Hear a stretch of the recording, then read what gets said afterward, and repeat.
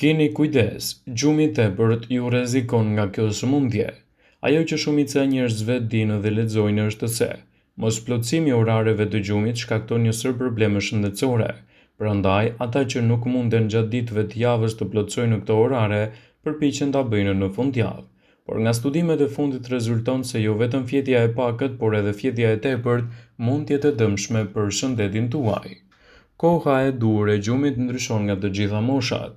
Fëmijët kanë nevojë të flenë më shumë, ndërsa të rriturit mjaftojnë 7 deri në 8 orë gjumë pa ndërprerje.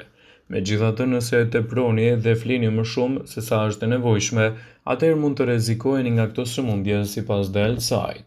Diabeti tipi 2, obeziteti, sëmundje të zemrës, depresion, dhimbje koke.